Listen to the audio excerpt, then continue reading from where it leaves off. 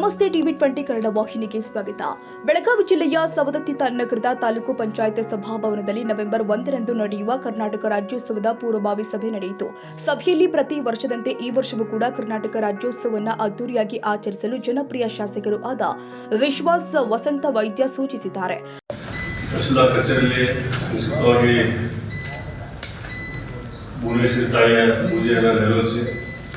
ಅಲ್ಲಿಂದ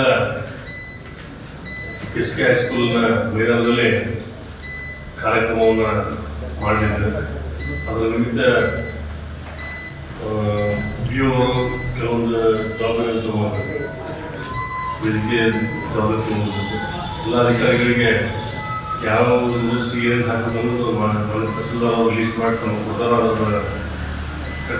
ಜವಾಬ್ದಾರಿ ಕೂಡ ಕಾರ್ಯಕ್ರಮವನ್ನು ಯಶಸ್ವಿ ಮಾಡಬೇಕಂತೇಳಿ ನಾವು ವಿನಂತಿ ಮಾಡ್ತೇವೆ.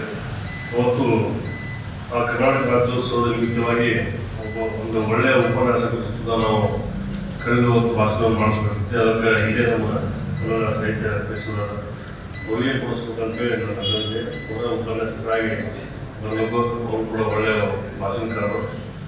ಜೊತೆಗೆ ಅವತ್ತು ಯಾರ್ಯಾರಿಗೆ ಸನ್ಮಾನ ಮಾಡಬೇಕು, ಏನು ಮಾಡಬೇಕು ಅನ್ನೋದು ಸಹಿತ ಲೀಸ್ಟ್ ಮಾಡಿ ಯಾರಾದರೂ ಸಾಧನೆ ಮಾಡಿದವರಾಗಲಿ ಅಥವಾ ಹೆಚ್ಚಿನ ಸಂಖ್ಯೆಯಲ್ಲಿ ಮಾರ್ಕ್ಸ್ ಪಡೆದಂಥ ವಿದ್ಯಾರ್ಥಿಗಳಿಗೆ, ಇನ್ನು ಬೇರೆ ಬೇರೆ ರಂಗದಲ್ಲಿ ರೈತರಿಗೆ, ಯುವಕರಿಗೆ ಯಾರ್ಯಾರಿಗೆ ನಾವು ಸನ್ಮಾನ ಮಾಡಬೇಕು ಅನ್ನೋದು ಒಂದು ಪಟ್ಟಿ ಕೂಡ ಮಾಡಿದೆ. ಜೊತೆಗೆ ಒಂದು ಸಾಂಸ್ಕೃತಿಕ ಕಾರ್ಯಕ್ರಮವೂ ಕೂಡ 5 ಸೆಲೆಕ್ಟ್ ಮಾಡಿಸ್ತಾರೆ.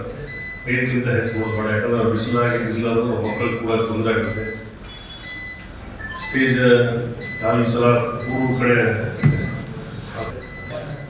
ಸರ್ವಾಧ್ಯಕ್ಷತೆಯನ್ನು ವಹಿಸಿರುವಂತಹ ನಮ್ಮೆಲ್ಲರ ನೆಚ್ಚಿನ ಶಾಸಕರು, ಕನ್ನಡದ ಬಗ್ಗೆ ಅಪಾರವಾದ ಅಭಿಮಾನವನ್ನು ಹೊಂದಿರುವಂತಹ ಅಭಿಮಾನಿಗಳು ಆಗಿರುವಂತಹ ಸನ್ಮಾನ್ಯ ಶ್ರೀ ವಿಶ್ವಾಸ್ ವೈದ್ಯ ಸರ್ ಅವರೇ, ಇರುವಂತಹ ರಾಜ್ಯೋತ್ಸವದ ಆಚರಣೆಯನ್ನ ನಾವೆಲ್ಲರೂ ಬಹಳ ಅಭಿಮಾನದಿಂದ ಮತ್ತು ಅದ್ದೂರಿಯಿಂದ ಆಚರಿಸಬೇಕಾಗಿದೆ.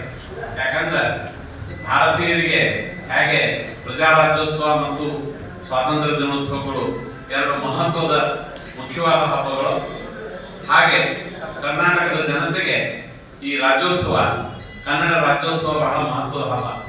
ಯಾಕಂದ್ರೆ ಹರಿದು ಹಂಚಿ ಹೋದಂತ ಕನ್ನಡಿಗರೆಲ್ಲ ಒಂದು ರಾಜ್ಯದ ಅಡಿಯೊಳಗ, ಕನ್ನಡದ ಹೆಸರಿನೊಳಗ, ಕನ್ನಡದ ಧ್ವಜದ ಅಡಿಯೊಳಗ ನಾವೆಲ್ಲರೂ ಒಂದಾದಂತಹ ಪವಿತ್ರವಾದಂತಹ ದಿನ.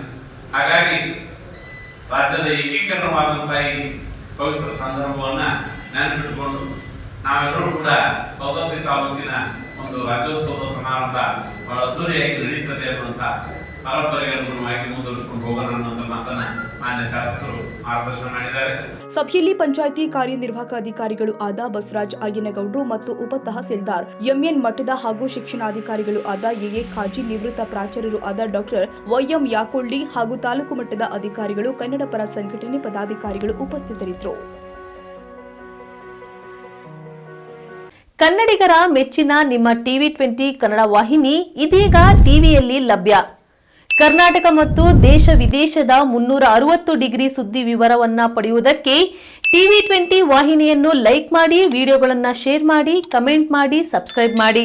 HCN ಕೇಬಲ್ 842 ನಂಬರ್ನಲ್ಲಿ ಹುಕ್ಕೇರಿ ತಾಲೂಕು ಹಾಗೂ ಸಂಕೇಶ್ವರದ ಸುತ್ತಮುತ್ತಲಿನ ಹಳ್ಳಿಗಳಲ್ಲಿ ಲಭ್ಯ.